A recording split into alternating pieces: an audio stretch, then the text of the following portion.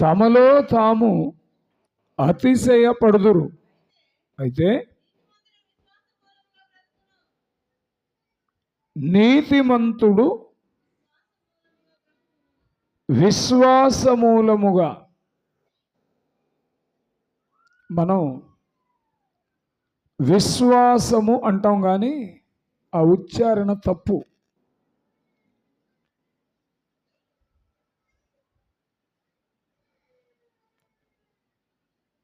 సీత ఫలము అంటాం. ఏంటి? సీత ఫలము అంటాం. తెలుగులో ఫా ఉండదు, రెండో ఫా, పా ఫ. అప్పుడు ఏమనాలంటే సీత ఫలము. ఫలము రెండు పెదవులు కలవాల. గర్భ ఫలము. మనకు తప్పు ఉచ్చారణ అలవాటు అయిపోయింది. గర్భ ఫలము, సీతా ఫలము. అలాగే విశ్వాసము కాదు. యారలావా చెప్పండి. యా రా లా వా. వా తర్వాత ఏంటి? సేన. సేన శాన. శా ఏసా, అది మెలికశా. శా తర్వాత సా, కుంటిసా. శా సా తర్వాత ఇక హా. మెలికశాని మీరేమంటున్నారు? అదే మనం ఏమంటున్నాం? స్వా. సా కాదు, సాకి వర్తిస్తే స్వా అవడానికి. శా. విశ్వాసము అనాల. శ్వాస ఆగిపోయిందంట అంటారు. శ్వాస. కొంతమంది ఏమో శ్వాస అంటారు, అసలు ఇంకొంతమంది శ్వాస అంటారు. శ్వాస అనాల. శ్వాస కాదు, శ్వాస కాదు. శ్వాస పుట్టిందంట. ఏంది శ్వాస పుట్టేది? సో ఇప్పుడు ఏం చదవాలి?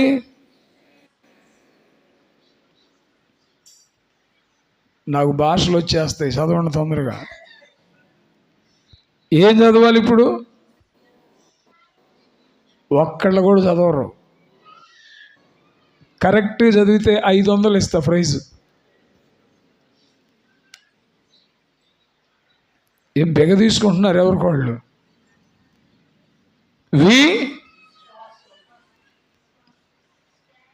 మళ్ళీ తప్పే చదువుతున్నారు.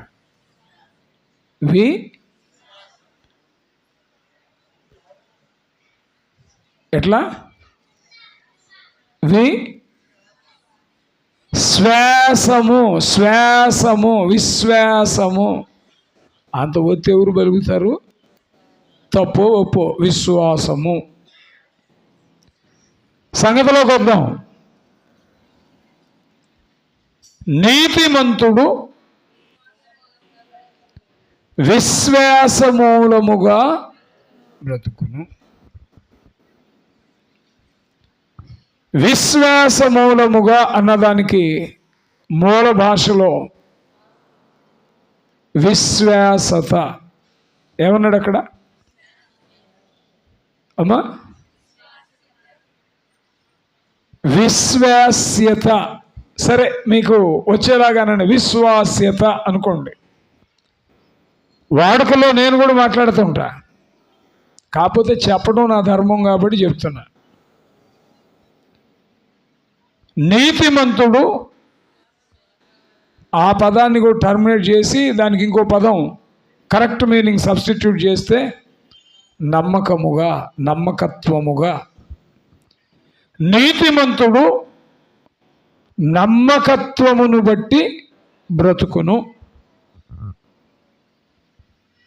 నేను పోయినసారి చెప్పాను, మళ్ళీ చెప్తున్నా. నమ్మకత్వంగా జీవించేవాడు, నమ్మకంగా జీవించేవాడు.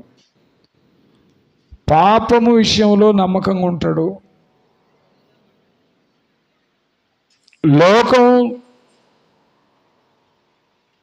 దేవునికి మహిమ కలిగించున్నట్లుగా నమ్మకంగా బ్రతుకుతాడు. ఆర్థిక విషయాల్లో నమ్మకంగా ఉంటాడు. క్యారెక్టర్ విషయంలో నమ్మకంగా ఉంటాడు. ఏలాగా మనం జీవించాలని దేవుడు మన నుంచి ఎక్స్పెక్ట్ చేస్తున్నాడో అన్ని విషయాల్లో నమ్మకంగా ఉంటాడు. ఆక్సిజన్ అందితే కాదు మనిషి బ్రతికేది, ప్రాణవాయువు వల్ల అనుకుంటున్నారు. కానీ ప్రాణవాయువు లేకపోతే శారీరకంగా చేస్తాడు, నమ్మకత్వం లేకపోతే ఆత్మీయంగా చేస్తాడు. దేవుని పిల్లలైన వారు నమ్మకంగా జీవించి తమ యాత్ర ముగించిన వారు చనిపోయి 1000 సంవత్సరాలు కావస్తున్నా still they are alive in sight of the Lord. దేవుని యొక్క కనుసన్నల్లో వారు ఇంకా బ్రతికే ఉన్నారు. Because of their humbleness, because of their faithfulness. బైబిల్లో ఉంటుంది, నేను సజీవులకే దేవుడను కానీ మృతులకు దేవుడను, సజీవులకే దేవుడను అన్నప్పుడు ఆయన ఎవరి పేర్లు వాడాలంటే బ్రతికున్న వాళ్ళ పేర్లు వాడాల. నేను జాన్ బాబు గారి దేవుణ్ణి, ప్రిన్స్ గారి దేవుణ్ణి, వీళ్ళంతా బ్రతికున్నవాళ్ళు. వింటున్నారా? ఆయన మాట చెప్పాల్సి వస్తే జాన్ బాబు, రాంబాబు వీళ్ళ పేర్లు చెప్పడం, ఎందుకంటే వీళ్ళల్లో లోపాలు ఆయనకి తెలుసు. వీళ్ళు బ్రతికున్నా బ్రతికినట్టు కాదని తెలుసు ఆయనకి. ఎవరి పేర్లు వాడతారో తెలుసా? అబ్రహాము దేవుడను. చప్పట్లు కూడా దేవుని స్తుతించండి. నేను అబ్రహాము దేవుడను, ఇస్సాకు దేవుడను. వాళ్ళు చనిపోయారు, లేరు, కానీ దేవుడు వారి పేర్లే వాడుతున్నారు. ఎందుకో తెలుసా? వారు మృతి నొందియు సజీవులే. ఎట్లా? వారి యొక్క విశ్వాస్యతను బట్టి, వారి యొక్క నమ్మకత్వాన్ని బట్టి. దేవుని దృష్టిలో నమ్మకంగా బ్రతికిన వారు చనిపోయిన ఆయన దృష్టిలో సజీవులే. Praise the lord. చనిపోయి తరాలుగా వస్తున్నా, 1000 సంవత్సరాలుగా వస్తున్నా వారు ఇంకా జీవించే ఉన్నారు. అదే హబక్కూకు గ్రంథం 2:4 చెప్పబడిన మాట. నీతిమంతుడైన వాడు విశ్వాస్యతను బట్టి, నీతిమంతుడైన వాడు నమ్మకత్వాన్ని బట్టి జీవించును. అబ్రహాము, ఇస్సాకు, యాకోబులు లిటరల్గా లేరు, కానీ నమ్మకత్వాన్ని బట్టి వారు ఇంకా దేవుని జ్ఞాపకాల్లో బ్రతికున్నారు. మన ఎదుట కూడా మాదిరి విషయంలో బ్రతికున్నారు.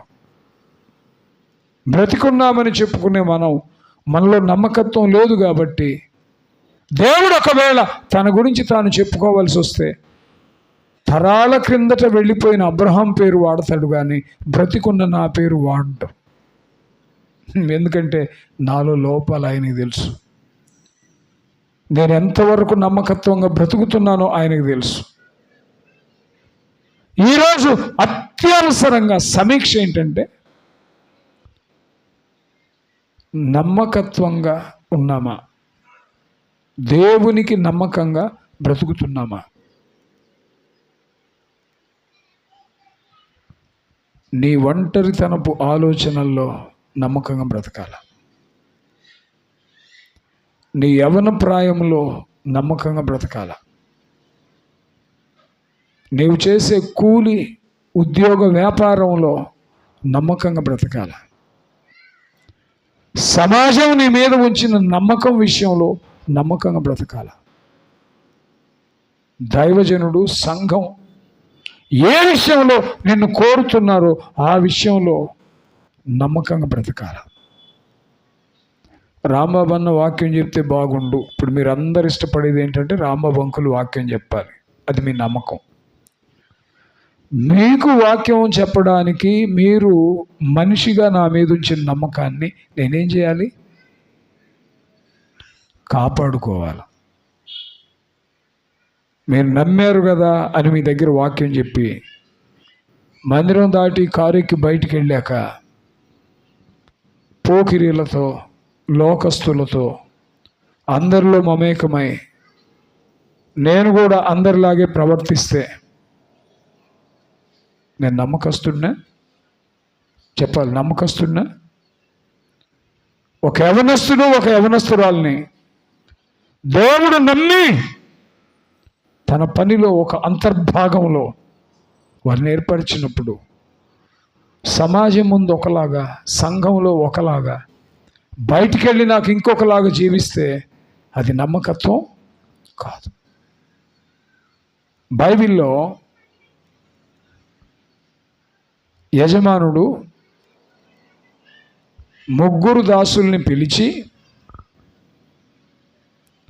ఒకడికి ఎన్ని తలాంతులు? 5 తలాంతులు, మరొకనికి 2 తలాంతులు, ఇంకొకనికి సహజంగా మనం అనుకునేది ఏంటంటే వాడికి 5 ఇచ్చినట్టు నాకు కూడా 5 ఇస్తే నేను ఇంకా బ్రహ్మాండంగా చేసేవాడిని. 1 ఇచ్చినోడు ఏమంటాడంటే కనీసం నీకు 2 అన్నా ఇచ్చాడు, నాకు 1 ఇచ్చాడు, అందుకే నేను అసలు ఏం చేయలే, ఆడబెట్టేశా. ఇది మన వైఖరి. నేను మళ్ళీ చెప్తున్నా, దేవుడు ఎన్ని తలాంతులు ఇచ్చాడు? వ్యాపారం ఇచ్చాడా? ఉద్యోగం ఇచ్చాడా?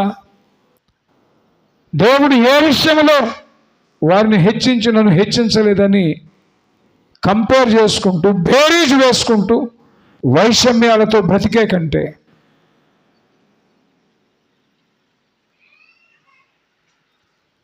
ఒలీవ చెట్టు అంది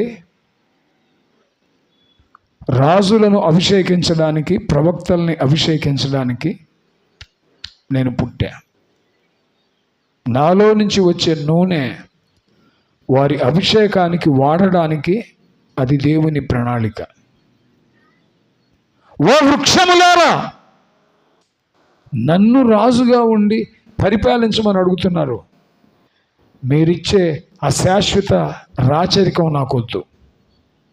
నా దేవుడు నా మీద ఉంచిన నమ్మకం, నాలో నుంచి వచ్చే నూనె దేవుని పిల్లల అభిషేకం కొరకు ఇస్తాను, కానీ నాకైతే రాచరికం వద్దు.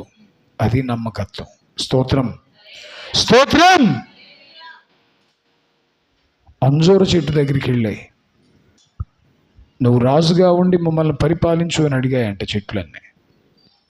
నా మధుర ఫలాల్ని నా దేవుని ప్రజల కోసం అందించకుండా నేను రాజునవటం ఏంటి? దయచేసి వెళ్ళండి అని చెప్పిందంట.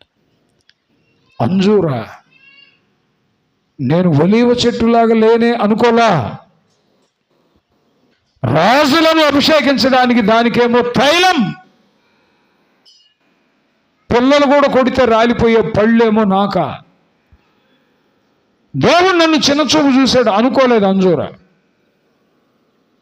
తనకిచ్చిన తలాంతులో, తనకిచ్చిన గిఫ్ట్లో, తనకిచ్చిన కృపలో దేవుడు నన్ను ఫలించమని చెప్పాడు. అంజూరపు కాయలు, ఈ అంజూరపు కాయలు ప్రజలు భుజించడానికి, రాజులు తినడానికి, ఏ ఉద్దేశంతో నన్ను అంజూర పండ్లు ఫలించమని దేవుడు ఇచ్చాడో అది నేను చేస్తాను, కానీ మిగిలిన వాటితో నాకు సంబంధం.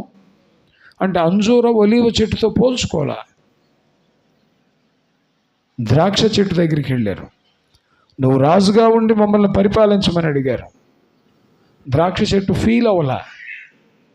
నేను అంజూరపు చెట్టులాగా లేను, ఒలీవ చెట్టులాగా లేను. నన్ను తృణీకరించాడు దేవుడు. ఎక్కడో ఒక సన్న తీగలాగా నన్ను ఉంచాడు. కనీసం బలమైన కాండం కూడా నాకు లేదు. సంవత్సర కాలంలో ఈరోజు ఉండి తర్వాత నేను వెళ్ళిపోతా. బలహీనమైన దానిగా నన్ను సృజించాడు. కాబట్టి నేనెందుకు నా యజమాని కొరకు ఫలించాలి? మీ మీద రాజునై ఉంటా అనుకోలేదు ద్రాక్ష. ద్రాక్ష కాయలు, ద్రాక్ష రసం, ఏ పర్పస్తో దేవుడు నన్ను నియమించాడో ఆ పర్పస్ నెరవేర్చడం ముఖ్యం. కానీ నేను ఒలీవలాగనో అంజూరలాగనో లేనని బాధపడను. నా మీద ఉంచిన నమ్మకాన్ని నేను నెరవేరుస్తా. స్తోత్రం, స్తోత్రం. సెన్స్ ఏంటంటే 5 తలాంతులు ఇచ్చాడు, 2 తలాంతులు ఇచ్చాడు, 1 తలాంతు ఇచ్చాడు. ముగ్గురు మనలోనే ఉన్నారు, 3 రకాల ప్రజలు.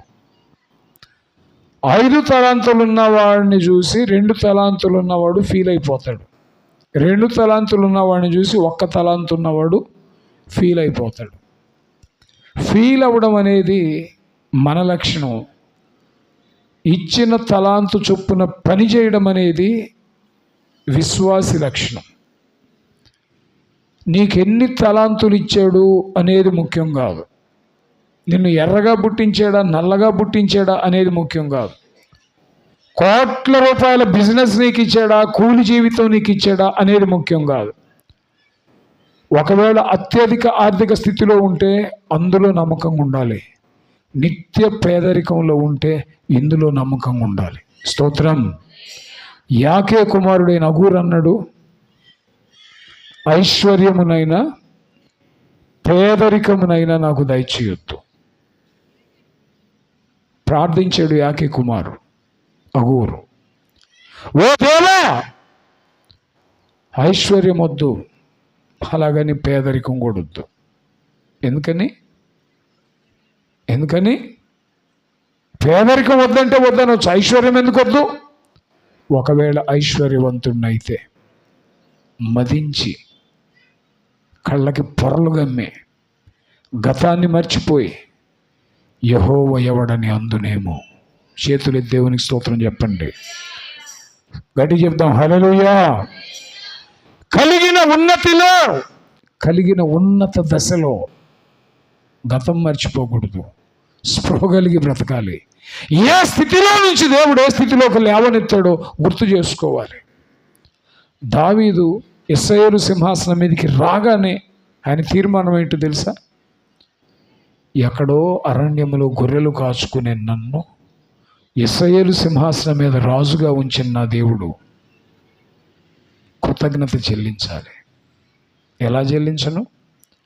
నా దేవుని మందసం గుడారములో తెల్లమాటున ఉంటే ఆ దేవుని ద్వారా హెచ్చింపబడిన నేను దంతనగరిలో రాచరికపు ఎత్తుగడలతో, రాచరికపు హంగు ఆర్భాటాలతో నేను సింహాసనాన్ని అధిష్ఠిస్తానా? నా దేవుని మందసాన్ని బయటికి తెప్పించి స్థిరపరిచి అప్పుడు రాజ్యపాలన సాగిస్తా. అది కృతజ్ఞత. Praise the lord, praise the Lord. ఏ స్థితిలో దేవుడు నిన్ను ఎంపిక చేశాడో, ఎలాగ బ్రతకాలని దేవుడు ఉద్దేశించాడో. కొంతమంది జీవితాలు మర్రి చెట్టును పోలుంటాయి, కొంతమంది జీవితాలు కొత్తిమీరను పోలుంటాయి. మర్రి చెట్టు పట్ల దేవుని ప్రణాళిక ఉంటుంది, కొత్తిమీర చెట్టు పట్ల కూడా దేవుని. నువ్వు గమనించాల్సుకోవాల్సింది ఏంటంటే, తలాంతులు ఎన్ని ఇచ్చాడని కాదు, 5 తలాంతులు ఇచ్చిన బడా నమ్మకమైన మంచి దాసుడా అన్నాడు. 2 తలాంతులు ఇచ్చిన బడా నమ్మకమైన మంచి దాసుడా అన్నాడు.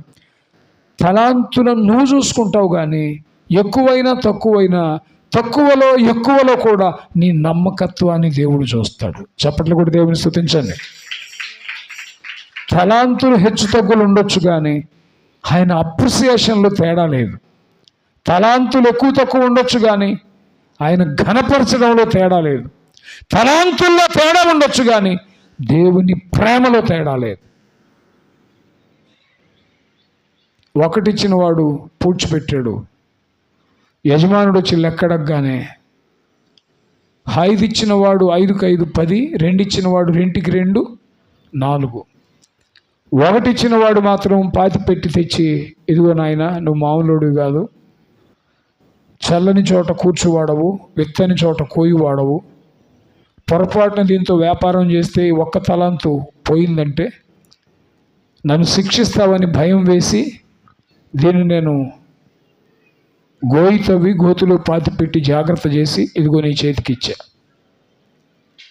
వెరీ గుడ్ నాన్న, భలే పని చేసావు అన్నాడా? ఓరి చదవండి అక్కడ మత్తయి సువార్తలో.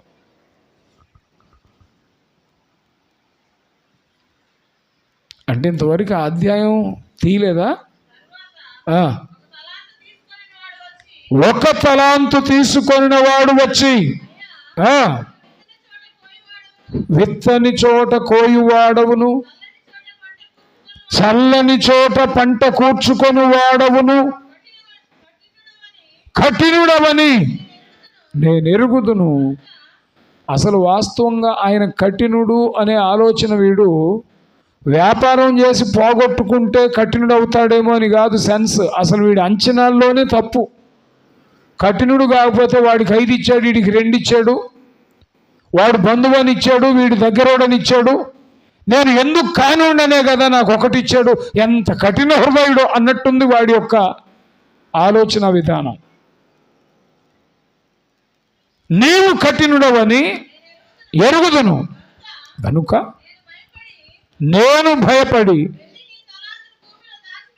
భూమిలో దాచిపెట్టి తిని, ఇదిగో నీది నీవు తీసుకొనమని చెప్పెను. అందుకతని యజమానుడు వానిని చూచి, అబ్బా ఏమన్నాడు? సోమరివైన చెడ్డదాసుడా. అంటే నేను కఠినుండని తెలుసుగా, ఇచ్చిన తర్వాత వ్యాపారం చేయకుండా గోతులో దాచిపెడితే ఊరుకుంటాను అనుకున్నావా? కఠినుండని నువ్వే అంటున్నావు. అలాంటప్పుడు నేను కఠినత్వం చేయకుండా ఉంటానా? వీడిని తీసుకెళ్ళి స్తోత్రం. ఈరోజు వర్తమాన క్లుప్తీకరణ సందేశం ఏంటంటే, 1 తలాంతు ఇచ్చిన వాడు భయపడి దాచాడు. వ్యాపారం చేయలేదు, పొరపాటున నష్టం వస్తే యజమానుడి విషయంలో భయంతో దాచాడు. వ్యభిచరించిన వాడు కాదు, దొంగతనం చేసిన వాడు కాదు, మనమంటుకుంటున్నట్టుగా ఏదో భయంకరమైన పాపాలు చేసిన వ్యక్తి అసలు పాపం చేయలేదు. వాడు పాపమైతే చేయలే, కానీ ఓరి సోమరివైన చెడ్డదాసుడా అన్నాడా? చదవండి. యజమాని దృష్టిలో చెడ్డదాసుడయ్యాడు. వాడు పని చేయలేదు కాబట్టి సోమరి అని ఎంచబడ్డాడు. తర్వాత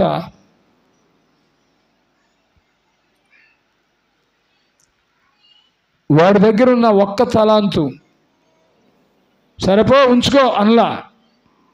నీకు ఇచ్చిన ప్రయోజనం లేదు కాబట్టి, నువ్వు సోమరుడు కాబట్టి, చెడ్డదాసుడు కాదు కాబట్టి, బద్ధకస్తుడు కాబట్టి, ఆ ఉన్న 1 తలాంతు కూడా ఇచ్చాయి.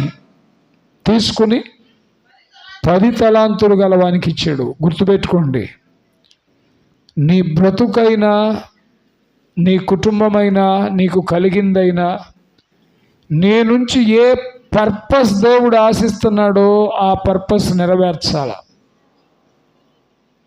పాట ఒకటి ఉంది, ఆయన కోటయ్య గారు, బాలకోటయ్య గారు అని బ్యాప్టిస్ట్ చర్చ్ పాస్టర్ గారు, ఆయన రాశాడు, అభ్యంతరపరచేయి కన్ను తిరిగి అగ్నిలో మండేటి కన్నా. ఏంటంట? అభ్యంతరపరచే కన్ను అంటే ఈ కళ్ళు ఉన్నాయి, కానీ కళ్ళు లోకాన్ని చూడడానికి ఉపయోగపడుతున్నాయి, కానీ దేవునికి ఉపయోగపడటల్లా. లోకాన్ని చూసిన నాళ్ళు చూసాయి కన్నులు, దేవునికి ఉపయోగపడని కన్నులు అభ్యంతరాన్ని కలిగించి దేవుని ఎదుట దోషిగా నిలిపితే ఈ కళ్ళ కారణంగా అగ్నిలో మండిపోయాడంట. కనలేని కనులేలనయ్యా, వినలేని చెవులేలనయ్యా, నిన్ను చూడ మనసాయనయ్యా యేసయ్యా. వచ్చి పాట. కనలేని కనులేలనయ్యా, వినలేని చెవులేలనయ్యా,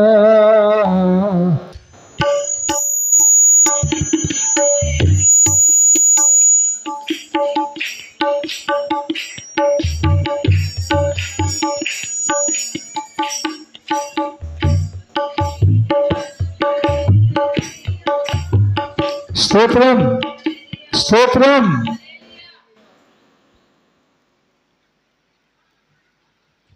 దేవుడు కన్నిచ్చిన, ఆలోచన ఇచ్చిన, దేహాన్నిచ్చిన, మాట్లాడే నోటినిచ్చిన, ఇవన్నీ కృపా దానాలు. దేవుడు కృప వలన మనకి ఇచ్చినవి. ఇవ్వబడిన వాటిని సోమరితనంతో, బద్ధకంతో, సరే నీ డబ్బులెటు ఉపయోగపెట్టవు, కనీసం నీ జీవితాన్నైనా ప్రభు కొరకు ఉపయోగించాల. కనీసం నీ దేహము, నీ శరీరము, నీ ఆత్మ, నీ మనస్సు దేవునికి ఉపయోగపడాల. అంతైనా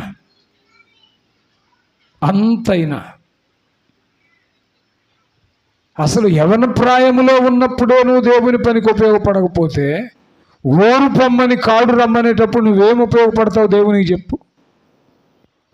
సంగతి ఏంటంటే, నేను పాపం చేయటం లేదులే, నాకేం పర్వాలేదు అనుకుంటావేమో. వీడు కూడా పాపం చేయలా, చీకట్లో వేశాడు. వీడు కూడా పాపం చేయలా, ఉన్న తలంతు కూడా లాగేసుకున్నాడు.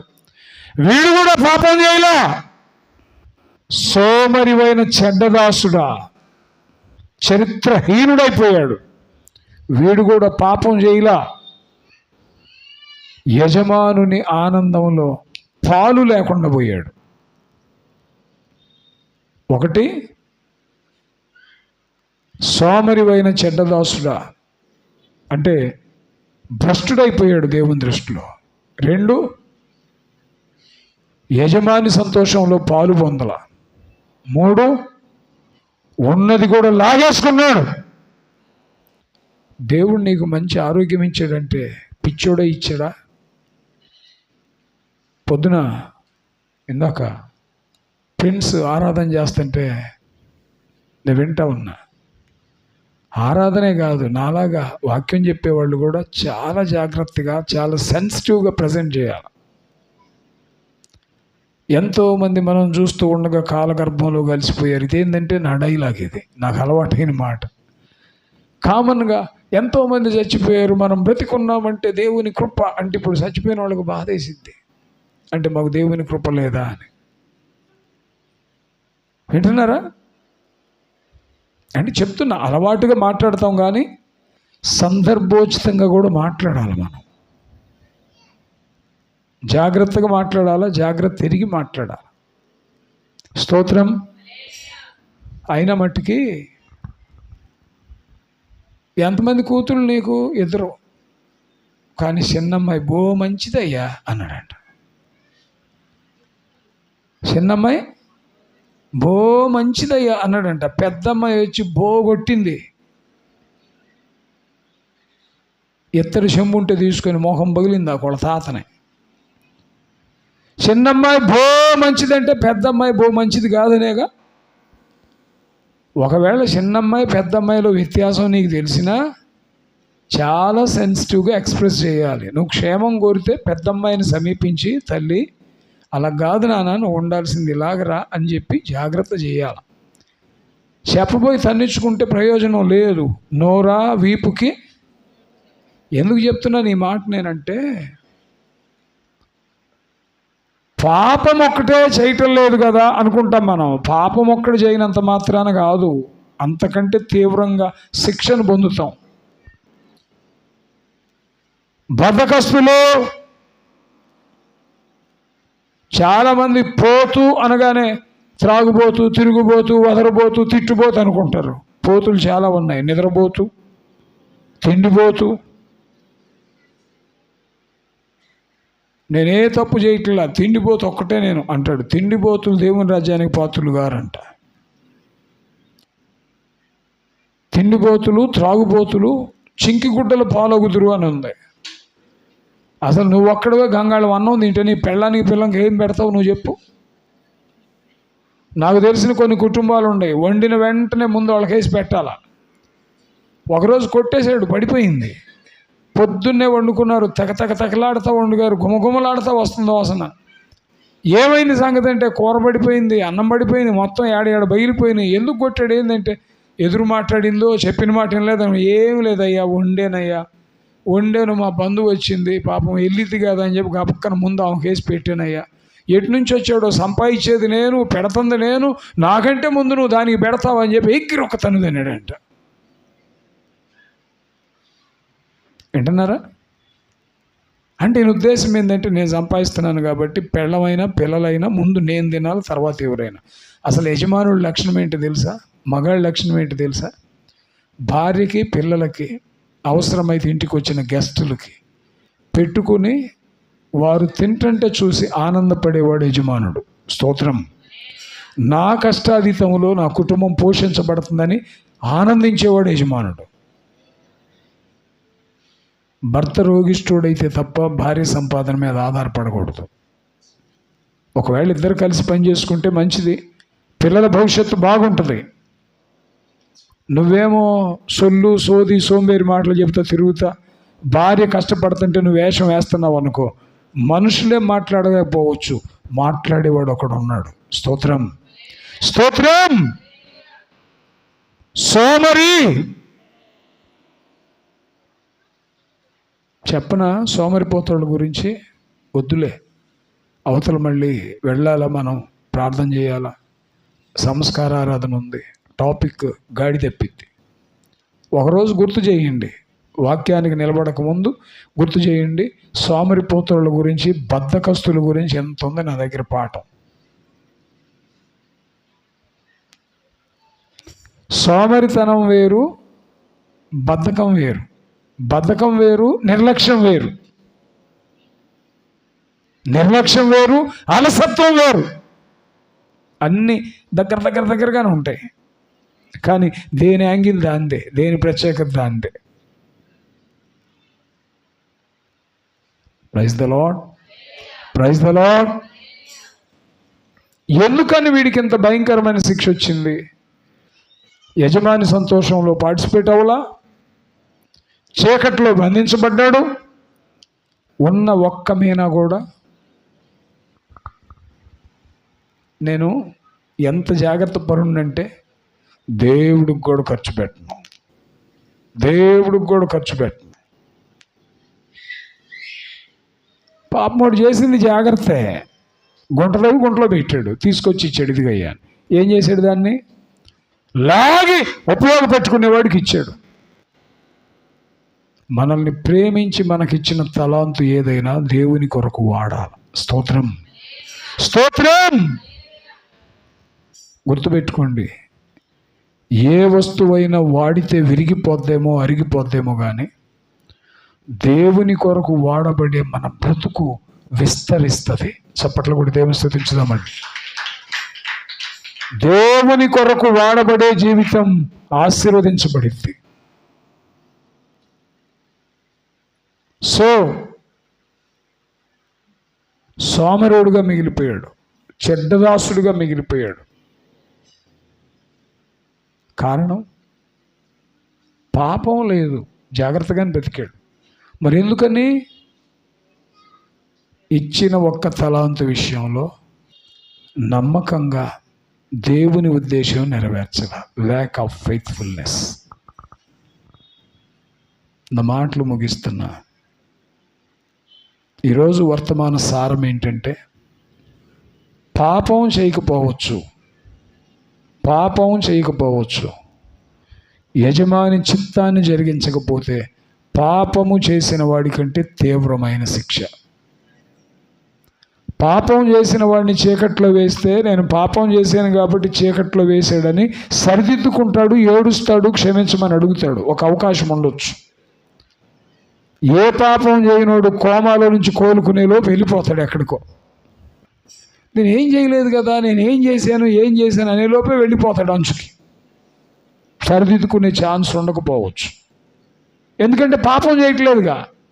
పాపం చేస్తే స్పృహలో ఉంటాం, పాపం చేయనప్పుడు నేనే తప్పు చేయలేదు, నాకేం శిక్ష వచ్చింది అనుకుంటావు.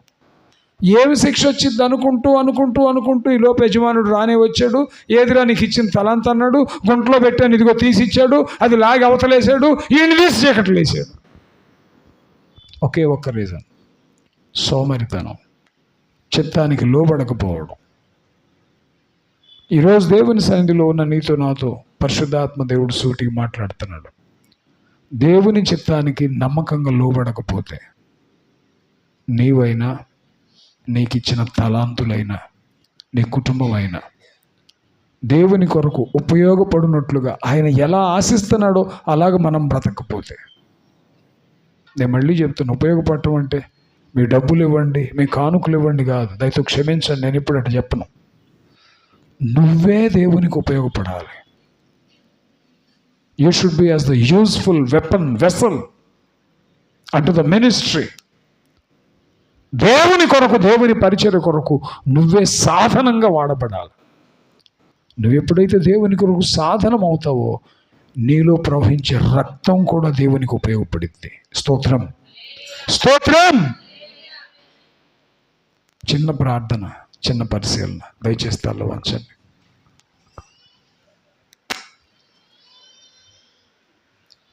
ప్రార్థన చేద్దాం.